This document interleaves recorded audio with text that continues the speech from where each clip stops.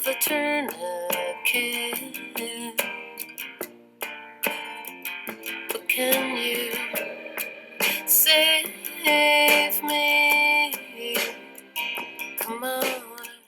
There are many nicknames used for heroin. Many, such as Dragon, or most famously known for smoking heroin, is called Chasey the Dragon. Other words or nicknames is Dope, H, Big H, White, White Lady, China White, Horse, Skag, Black Tar, and Smack, just to name a few. Then, of course, nicknames for methamphetamines are Beanies, Meth, Crank, Crystal, Crystal Meth, Ice, Tina, and Pink, just to name a few.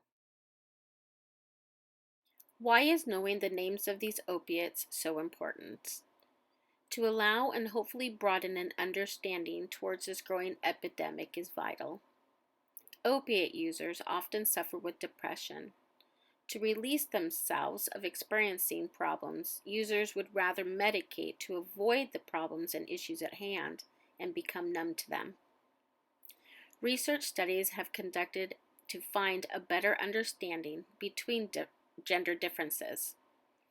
Various studies have been conducted to pinpoint specifics and reveal the impacts on an individual's stressors and their ability to identify the effects psychologically.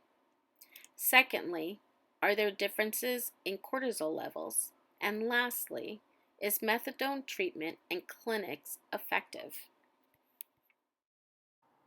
How is the body affected with the use of long-term heroin and opiate use?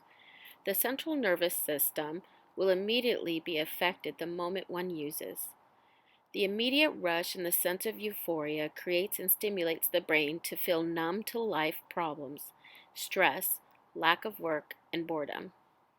The addiction process has been stimulated. The need, or simply put, a get fix or get high, becomes overwhelming, and the gradual use increases to needing more. Eventually, over time, what began as needing a little bit to get to the rush, the stimulant decreases and more is needed. As a result, one becomes hooked and dependent. The circulatory system begins to be compensated. Users will then try an increased dosage to obtain the euphoria once its initial use. Eventually, smoking heroin is not useful, and the need to inject opiate with a syringe and needle will take place. Veins in the arms begin to collapse, and the other areas of the body will be used, i.e., under the nails, fingernails, toenails, the webbing of toes and fingers, the jugular, under the tongue, and various other places.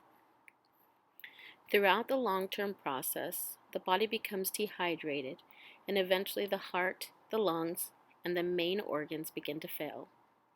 A common physical appearance will soon be noticed, and huge abscesses are typically found on the face and at the injection sites. The higher the dosage and the longevity of use will eventually shut all organs down, leading to death. From the ranks of the freaks who suspect they could never love anyone.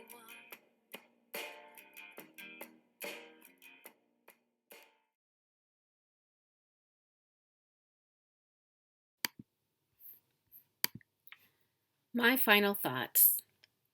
The reason why I chose this topic is for the simple reason and for fact that this is a very personal issue.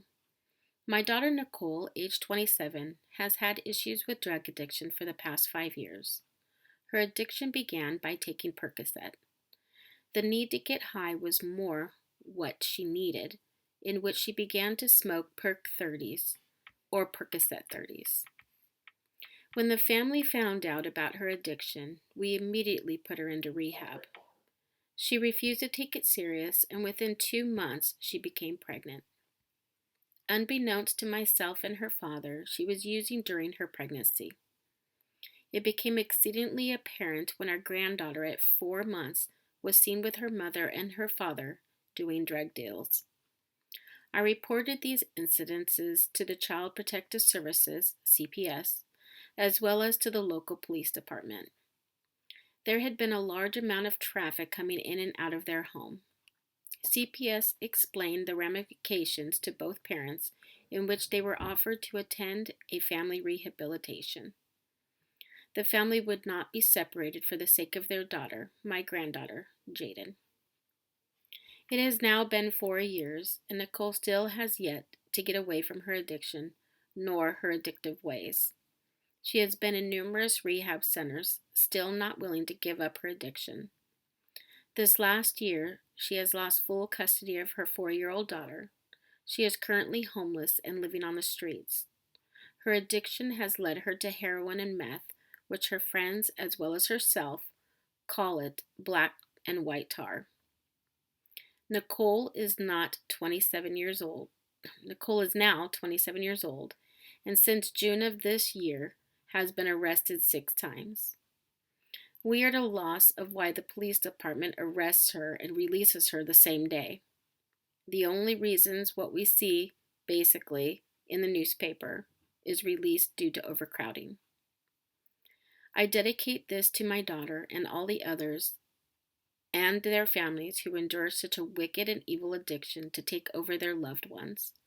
Not only is this killing the person who is addicted, it is ruining the lives of those who love them, their family. Save me